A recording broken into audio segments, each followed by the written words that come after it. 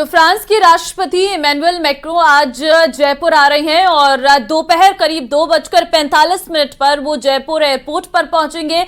विशेष विमान से दिल्ली से आएंगे जयपुर एयरपोर्ट पर होगा सांस्कृतिक कार्यक्रम। 5 मिनट सांस्कृतिक प्रस्तुतियां देखेंगे मैक्रों और एयरपोर्ट स्ट्रीट हैंगर से रवाना हो जाएंगे। शाम 4:30 बजे पीएम नरेंद्र मोदी भी जयपुर पहुंचेंगे। भारतीय वायुसेना के विशेष विमान से जयपुर आएंगे पीएम मोदी। जयपुर भ्रमण के बाद मैक्रो रात 8:50 पर रवाना हो जाएंगे। पीएम मोदी रात 9 बजे होंगे जयपुर से रवाना। तो ये पूरा कार्यक्रम हम आपको बता रहे हैं क्योंकि आज दो बड़े नेता जयपुर में रहने वाले हैं। दोपहर 2:45 पर पहुंच जाएंगे मैक्रो और जयपुर एयरपोर्ट पर उनका सांस्कृतिक कार्यक्रमों के साथ स्वागत किया जाएगा। 5 मिनट तक वो सांस्कृतिक प्रस्तुतियों को देखेंगे और उसके बाद जो है जयपुर भ्रमण के बाद रात को 8:50 पर वो दिल्ली के लिए रवाना हो जाएंगे क्योंकि कल 26 जनवरी है और ऐसे में 26 जनवरी के लिए फ्रांस के राष्ट्रपति को न्योता दिया गया है और आज जो है वो जयपुर का दौरा करेंगे। आमेर किला भी बताया जा रहा है कि वो जाएंगे। तो पूरी तैयारियां पहले से की गई हैं। कल रात को ही मुख्यमंत्री भजनलाल की ओर से सभी निर्देश जो है जारी कर दिए गए हैं। रूट्स में भी थोड़ा बदलाव किया गया है क्योंकि कई जगह पर डायवर्जन किया गया है। ऐसे में जब आप अपने घर से बाहर निकले तो ट्रैफिक रूट देख लें कहां पर डायवर्जन हुआ है, क्योंकि आपको बता दें कि पहले से ही जानकारी जयपुर पुलिस की तरफ से दे दी गई है, ट्रैफिक पुलिस की तरफ से, कि आज कौन कौन से रास्ते आपको नहीं लेने हैं अगर किसी आवश्यक काम से आप जा रहे हैं। तो फिलहाल आपको बता दें कि प्रधानमंत्री नरेंद्र मोदी और मैक्रो आज जो है जयपुर में रहने वाले हैं। फ्रांस में भी 150 से अधिक कंपनियां हैं भारत की। ऐसे में ये दौरा काफी अपने में अहम माना जा रहा है। आपको बता दें कि प्रधानमंत्री नरेंद्र मोदी और फ्रांस के राष्ट्रपति इमैनुअल मैक्रो आज एक दिन के दौरे पर जयपुर पहुंचेंगे। फ्रांस के राष्ट्रपति आज दोपहर करीब 2:30 बजे जयपुर पहुंचेंगे और इस दौरान फ्रांस के राष्ट्रपति जयपुर में खरीदारी भी करेंगे और जंतर मंतर को देखने भी जाएंगे। इसके बाद फ्रांस के राष्ट्रपति दोपहर करीब 3:15 बजे आमेर किला देखने जाएंगे। यहां से वे जंतर मंतर जाएंगे जहां प्रधानमंत्री नरेंद्र मोदी उनका स्वागत करेंगे। प्रधानमंत्री नरेंद्र मोदी फ्रांस के राष्ट्रपति इमैनुअल मैक्रो के साथ जयपुर में रोड शो करते हुए हवा महल तक जाएंगे।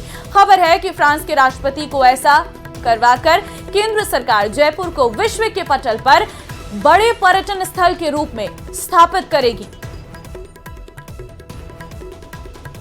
और वहीं जयपुर में ट्रैफिक डाइवर्ट रहेगा। ग्राफिक्स के जरिए आपको जानकारी दे रहे हैं। टोंग रोड से अजमेरी गेट तक जाने वाले यातायात का अशोका टी पॉइंट से डाइवर्जन किया गया है। याद रख लें, ट्रैफिक दबाव बढ़ने पर पृथ्वीराज टी पॉइंट से डाइवर्जन पुलिस कर देगी। एमआई रोड से आने वाले यातायात यादगार तिराहा से डाइवर्ट हो जाएंगे और अजमेरी गेट तिराहा से छोटी चौपड़ के लिए यातायात डाइवर्ट रहेगा। जेवियर चौराहा से 5 बत्ती की तरफ यातायात बंद रहेगा। और लवली हमारे संवाददाता, अधिक जानकारी उनसे ले लेते हैं। लवली, देखिए आज दो बड़े नेता पहुंच रहे हैं। सबसे पहले तैयारियां आपसे जानना चाहूंगी क्योंकि बहुत सारा डाइवर्जन भी आज किया गया है, उसके बारे में भी आप विस्तार से जानकारी दीजिए।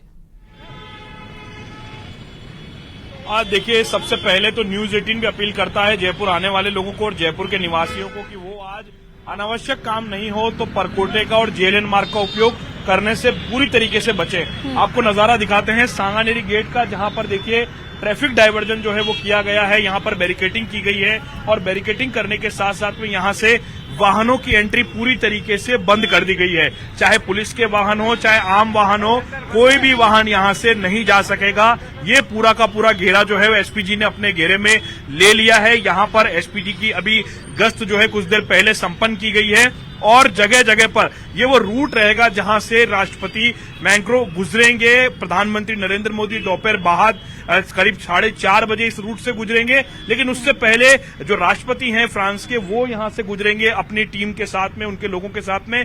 मेरे सहयोगी कैमरा पर्सन शेर सिंह दिखाएंगे कि यहां पर आते ही उन्हें इंडिया फ्रांस फ्रेंडशिप का जो मैसेज है वो देने की कोशिश की जाएगी इस जगह से।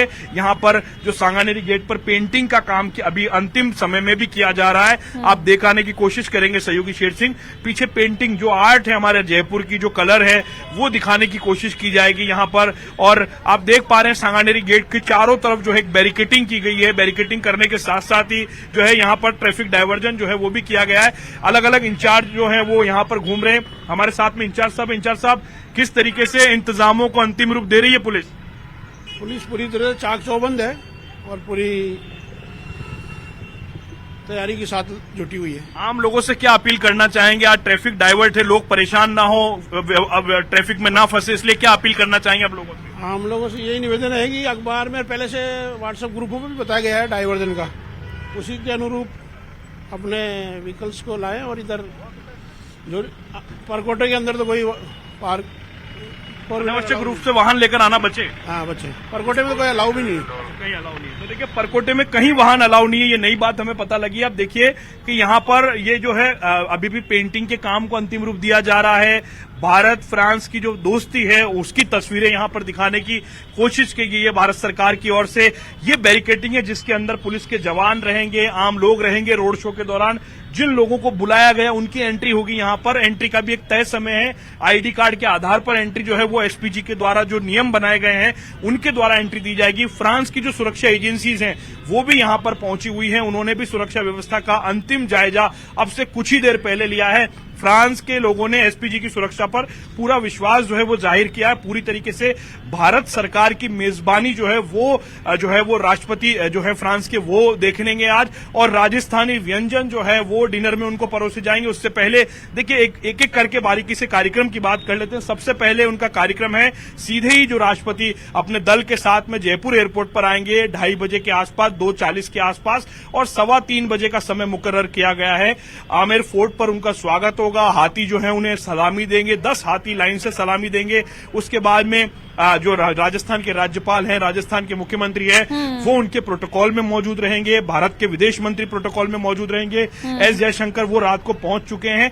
और इसके अलावा जो है अगर हम और आगे की बात करें तो वहां पर आमेर महल में करीब 2 घंटे का समय बिताने के बाद में जो राष्ट्रपति मैक्रो हैं वो उसके बाद में अपने दल के साथ में अन्य स्थानों का विजिट करेंगे, अन्य जगहों का विजिट करेंगे।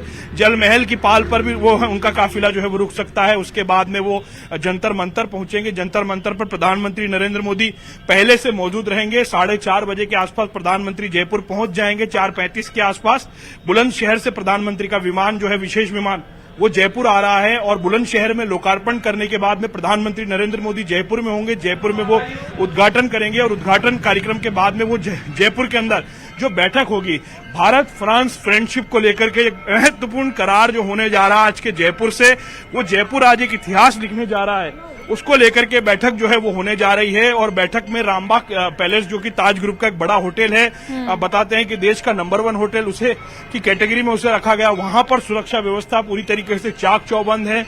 वहां पर भी पूरे इंतजामातों को अंतिम रूप दिया गया है। और वहां पर भारत फ्रांस के बीच में कई रक्षा समझौते जो होने जा रहे हैं। कहीं ना कहीं जयपुर की संस्कृति, राजस्थान की संस्कृति की एक झलक देखने को मिलेगी और ये विश्व स्तर पर देखने को मिलेगा। और इससे जाहिर तौर पर कहीं ना कहीं पर्यटन को बढ़ावा भी मिलेगा। ये भी एक बड़ा मैसेज जो है आज इस कार्यक्रम के जरिए, इस रोड शो के जरिए जो है देखने को मिलेगा। आज देखिए बिल्कुल भारत के राजस्थान की राजधानी जयपुर, और भारत में राजस्थान का अपना एक महत्वपूर्ण स्थान है। और राजस्थान के अंदर जयपुर को पूर्व का पेरिस कहा जाता है। तो पेरिस का जो हेरिटेज है, आपको परकोटा दिखाते हैं हमारे दर्शकों को, मैं बात करते करते परकोटा दिखाता हूं किस तरीके से ये जो हेरिटेज है ये हमारी शान है। इस हेरिटेज को देखने के लिए देश विदेश दुनिया के लोग यहाँ पर पहुंचते हैं। तो क्यों ना इसकी झलक जो है, प्रधानमंत्री ने एक सही समय चुना कि क्यों ना इसकी झलक जो है वो फ्रांस तक जाए ताकि टूरिज्म को बढ़ावा मिल सके। फ्रांस के राष्ट्रपति आकर के खुद देखेंगे यहाँ के इंतजामों को, तो उसके बाद में वो कहेंगे, फ्रांस में जाकर के प्रमोट करेंगे कि उन्हें भी राजस्थान जाना चाहिए, हिंदुस्तान घूमने आना चाहिए। और हिंदुस्तान में राजस्थान तो जरूर जाना चाहिए, क्योंकि राजस्थान की जो कलरफुल संस्कृति है वो देखने को मिलती है। आप देखिए एसपीजी के विमान, एसपीजी के जो वाहन है वो लगातार यहाँ पर गश्त कर रहे हैं। फिलहाल जो लोग अंदर की तरफ है उन्हें बाहर निकाला जा रहा है। पीछे जो न्यू सांगानेरी गेट पर जो मंदिर है हनुमान जी के पूर्व मुखी पश्चिम मुखी, वहां पर आज भगवा रंग से जो है सजावट जो है वो भी की गई है। पीछे की तरफ आप बैरिकेडिंग की तरफ दिखाने की कोशिश करेंगे, देखिए मेटल डिटेक्टर वहां पर लगाया गया है ताकि आम लोगों की जो एंट्री है, जो भी लोग आ रहे हैं उनको पूरा जांच पड़ताल के बाद में ही एंट्री दी जा सके और पर्यटन को जाहिर तौर पर बढ़ावा मिलेगा। जयपुर के लिए तो ये गर्व की बात है। जयपुर के लोगों से जिससे हमने बात की वो सब लोग यही कह रहे हैं कि जयपुर के लिए इससे बड़ा गर्व क्या हो सकता है कि किसी देश के राष्ट्रपति आ रहे हो, उन्हें जयपुर विजिट कराने के लिए देश के लोकप्रिय प्रधानमंत्री नरेंद्र मोदी भी आ रहे हैं। तो जाहिर तौर पर लवली, जो ये मार्केट हमें यहाँ पर नजर आ रही है बैरिकेडिंग के उस पार, क्या यहाँ पर भी वो घूमेंगे? क्योंकि ये भी बताया जा रहा है कि कुछ खरीदारी भी कर सकते हैं, जयपुर से कुछ चीजों को लेकर वो जा सकते हैं अपने साथ। क्या ये मार्केट में भी वो रहने वाले हैं? देखिए राष्ट्रपति की तो इच्छा थी, फ्रांस के राष्ट्रपति की टीम ने इच्छा जाहिर की थी कि उनका परिवार और उनके जो लोग हैं वो मार्केट जाना चाहते हैं, लेकिन सुरक्षा एजेंसियों ने उनकी अनुमति नहीं दी है। उन्हें जहां तक हैंडीक्राफ्ट की खरीदारी करनी, उसके लिए हवा महल के ठीक बाहर हैंडीक्राफ्ट के कुछ शॉप्स है, वहां पर उनको खरीदारी कराई जाएगी और खरीदारी कराने के साथ साथ में वहीं पर प्रधानमंत्री नरेंद्र मोदी के साथ रोड शो के बाद में वो बैठ करके चाय की चुस्कियां लेंगे। जयपुर की जो प्रसिद्ध चाय है मसाला चाय, उसकी चुस्कियां जो है वो वहां पर लेंगे। बैठ करके दोनों प्रधानमंत्री चाय के साथ में चर्चा करेंगे पर्यटन को लेकर के, देश की आंतरिक और बाहरी जो नीतियां हैं उसको लेकर के कई सामरिक विषयों पर चर्चा होनी है। विदेश मंत्रालय के बड़े अधिकारी जयपुर के अंदर जिस जगह से आप जा रहे हैं वहां पर कुछ खास कटआउट्स भी लगाए गए हैं जिसमें दोनों बड़े नेता जो हैं अलग अलग देशों के किस तरीके से गले मिलते हुए नजर आ रही हैं। एक मैसेज जो है वो बड़ा यहाँ से दिया जा रहा है, दोस्ती का भी दिया जा रहा है और किस तरीके से जयपुर जो है अब विश्व स्तर पर अपनी पहचान बनाएगा। जयपुर की खासियत, क्योंकि वो जगह चुने गई है, चाहे फिर मैं हवा महल की बात कर लूं या जंतर मंतर की बात कर लूं, ये ऐसी जगह है जहां से जयपुर या कहीं पूरे राजस्थान की संस्कृति दिखती है। देखिए बिल्कुल भारत तो हमेशा से सबको ठीक है। मैं लवली वापस लौटती हूँ आपके पास। इस वक्त नव मतदाता कार्यक्रम चल रहा है, प्रधानमंत्री क्या कह रहे हैं आपको सुनवाते हैं। विकसित भारत, सामर्थ्यवान भारत, सक्षम भारत, आत्मनिर्भर भारत आपके नेतृत्व में होगा तो इन युवाओं के कंधों पर और इनके माध्यम से होगा, इस बात का हमको पूरा विश्वास है।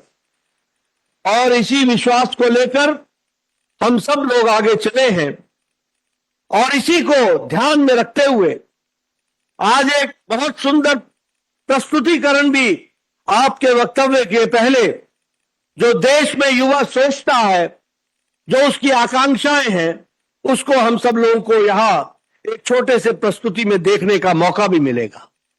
और उसको भी शब्दों में जब हम परोते हैं तो हम कहते हैं कि सपने नहीं हकीकत बुनते हैं, तभी तो सब मोदी को चुनते हैं, मोदी को चुनते हैं। मित्रों, मेरे युवा साथियों, ये शब्दों की माला नहीं है, ये सच्चाई है, ये एक एहसास है, ये युवाओं का उत्साह है, ये युवाओं की उमंग है और ये युवाओं की भावना है जिसको पूरा करने का, सही तरीके से हकीकत में बदलने का अगर किसी ने ताकत देखी है और विश्वास पैदा हुआ है तो वो आदरणीय प्रधानमंत्री मोदी जी के नेतृत्व में हुआ है। इस बात का भी युवाओं को विश्वास होता है और यही ऊर्जा जिसका हम अनुभव करते हैं और जिसको हम यकीन करते हैं और उस यकीन को यथार्थ में बदलने की ताकत का विश्वास अगर किसी में है और हमारे युवाओं में है तो वो आदरणीय प्रधानमंत्री मोदी जी के नेतृत्व में है। इस बात को भी हम सब लोग जानते हैं। मित्रों, मैं आपके और आदरणीय प्रधानमंत्री जी के बीच में ज्यादा देर नहीं रहूंगा, लेकिन जब हम सक्षम भारत की बात करते हैं, जब हम आत्मनिर्भर भारत की बात करते हैं, जब हम विकसित भारत की बात करते हैं, जब हम दुनिया में अग्रगणी देश के रूप में देखते हुए भारत की बात करते हैं, तो हमें आदरणीय प्रधानमंत्री मोदी जी का मंत्र भी याद करना चाहिए और वो मंत्र है, इस देश को आगे ले जाने का रास्ता वो है ज्ञान। ज्ञान का GYAN, जी गरीबी को उन्मूलन करने के लिए, गरीबी को हटाने के लिए। और आपको जानकर खुशी होगी,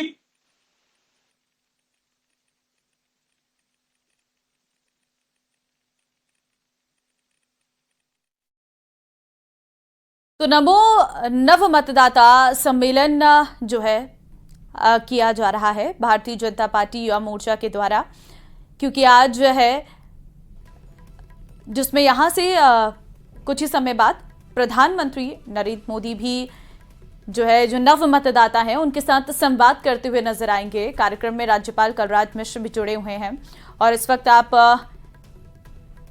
बीजेपी के राष्ट्रीय अध्यक्ष जेपी नड्डा को सुन रहे थे, जो उनकी तरफ से जानकारी दी जा रही थी कि किस तरीके से आज का युवा मतदाता जो है जागरूक है और किस तरीके से वो सरकार में अपनी भागीदारी जो है निभा सकता है। देखिए, नए मतदाताओं को जोड़ने का जो संकल्प है वो लगातार भारतीय जनता पार्टी की ओर से जारी है और क्योंकि आज का ये जो संवाद है ये अपने आप में बड़ा है, नव मतदाताओं से संवाद का ये कार्यक्रम है। कलराज मिश्र राज्यपाल भी इससे जुड़े हैं।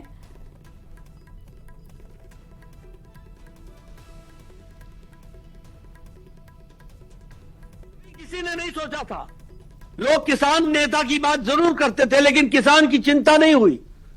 आज प्रधानमंत्री किसान सम्मान निधि के तहत हर चौथे महीने 2-2 हजार रुपए किसानों के जेब में, उनके खाते में पहुंचाकर 11.5 करोड़ किसानों को सक्षम बनाने का काम और 2 लाख करोड़ रुपए किसानों के खातों में डालने का काम किया, तो वो आदरणीय प्रधानमंत्री मोदी जी ने किया है।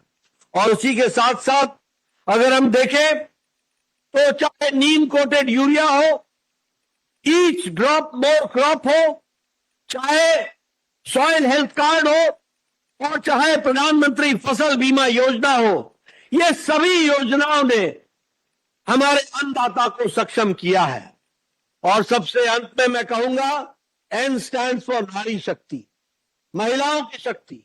और नारी शक्ति की अगर हम बात करें तो लगभग 3 दशक से, मोर देन नियरली 3 डेकेड से हमारे यहां नारी शक्ति वंदन विधेयक नारियों को, महिलाओं को इलेक्टेड रिप्रेजेंटेटिव के रूप में लाने का विधेयक बना हुआ था, लेकिन कोई राजनीतिक इच्छा शक्ति नहीं थी।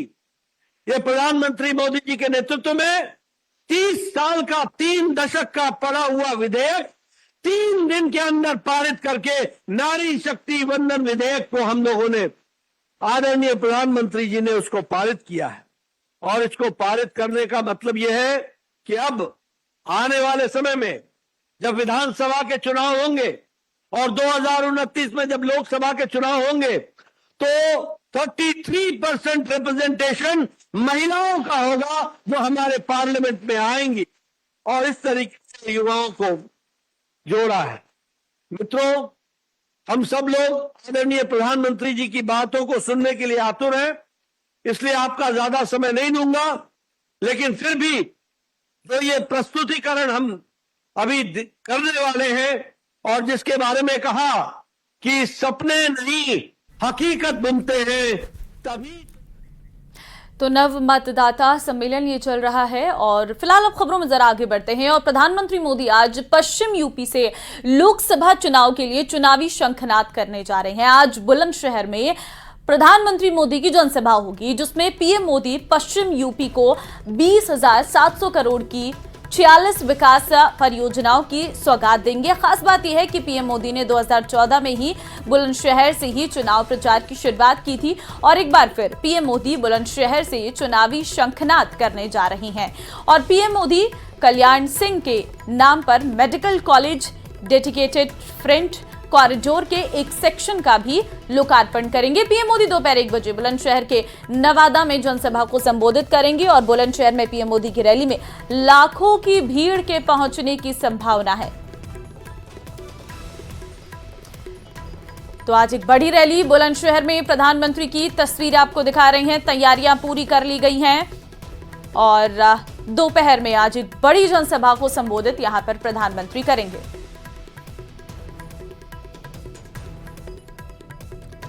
एक और अहम जानकारी, ज्ञानव्यापी सर्वे रिपोर्ट आज सार्वजनिक हो सकती है। कोर्ट में ठीक 11 बजे नकल के लिए दोनों पक्ष जो है प्रार्थना पत्र देंगे और ASI सर्वे की रिपोर्ट दोनों पक्षों को देने के लिए जिला जज की अदालत ने कल आदेश जारी किया था।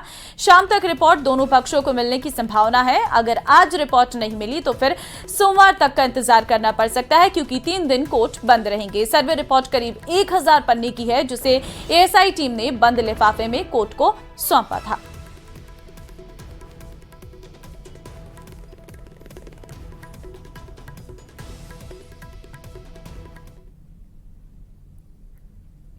और चलिए अब बात 26 जनवरी की कर लेते हैं, क्योंकि 26 जनवरी को कर्तव्य पथ पर जमीन हिलेगी, आसमान चौंकेगा, भारत के बड़े हथियारों को देखकर दुश्मन कांपेगा। सवाल है कि वो कौन से टॉप 10 हथियार हैं जो 26 जनवरी की परेड में भारत दिखाने जा रहा है। देखिए रिपोर्ट।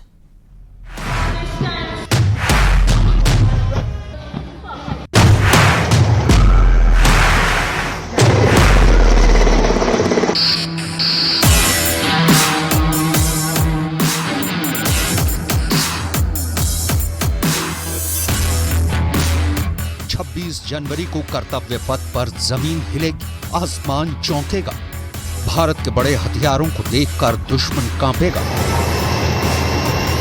सवाल है कि वो कौन से टॉप 10 हथियार हैं जो 26 जनवरी की परेड में भारत दिखाने जा रहा है।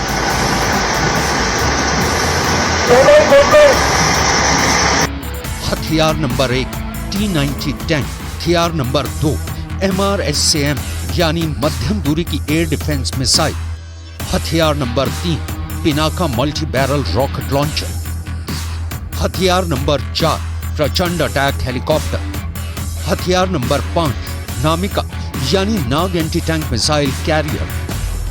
बाकी के 5 हथियार आगे दिखाएंगे।